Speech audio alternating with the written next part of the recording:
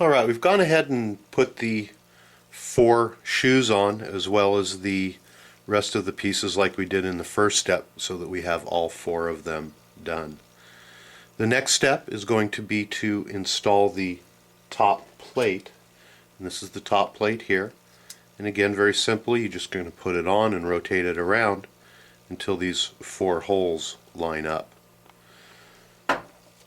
We're going to use the 4 shorter screws to secure the top plate, and we're going to use a little bit of Loctite on them.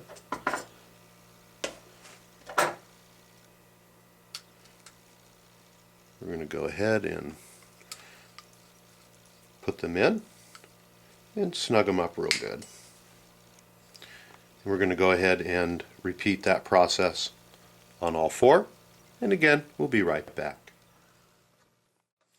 Alright, we've gone ahead and put the 4 screws in the top plate and used the Loctite.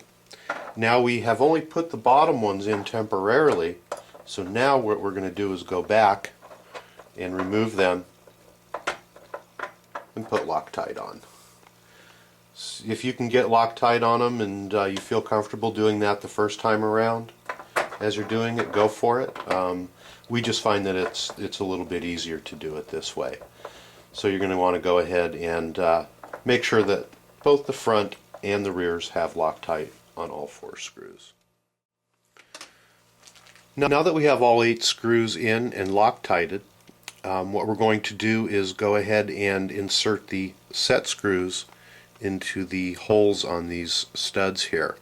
And the set screw allows us to put tension on the springs, and that will enable the clutch to engage out at different RPMs depending on how many turns it's set in.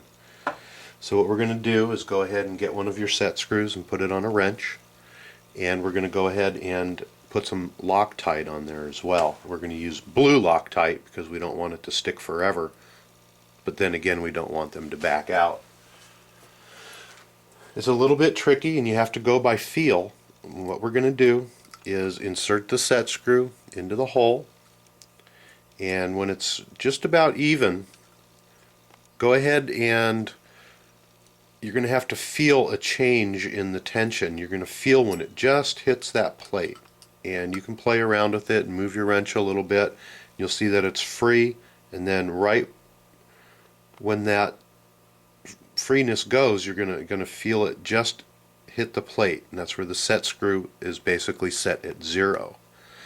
At this point, we're going to go ahead and turn it in 1 complete revolution. So we have a half a turn and a full turn. Basically, that's going to put us at somewhere around 6,000 RPM engagement. And if we go another half a turn, that's going to put us around 8,000.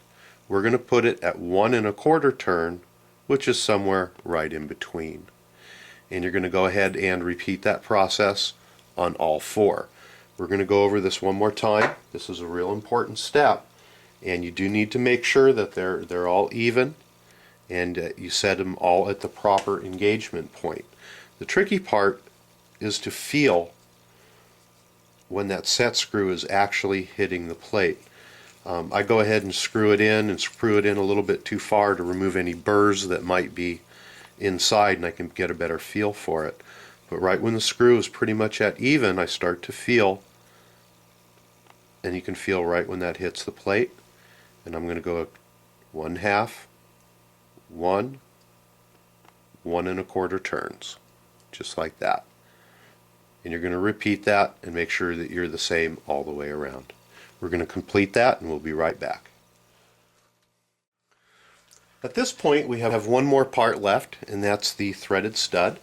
And the threaded stud has a 3mm hex head in the top of it. What we want to do is from the front of the clutch, we're going to put our nut driver or our hex wrench through, just like this, and we're going to place the stud on top of our wrench. We like to use a little bit of Loctite on here. Some people do, some people don't, and we're just going to put it on the top portion of the screw, and we're going to go ahead and push that inside the body, and we're going to screw it until it touches, and you can feel that the threads stop. And you really don't need to crank down on it, you just want to get it up until it stops and get it a little bit snug. And then you can take a look here and see that the screw is in there and it's just a little bit below flush. That's all there is to building the Elcon clutch, and we're going to go ahead and install it onto our Baja right now. If you're replacing an existing clutch, you're going to want to go ahead and remove the clutch and the clutch holder, so all that you have left inside is the crank. The clutch is very easy to put on. There is no secrets to it. We're not going to use any Loctite on here. We're just going to put the clutch up, and we're just going to spin it until it goes on. And that's all there is to it. No Loctite needed. The way that this works and the way that it spins is that the first time that it engages against the clutch bell, it's going to self-tighten.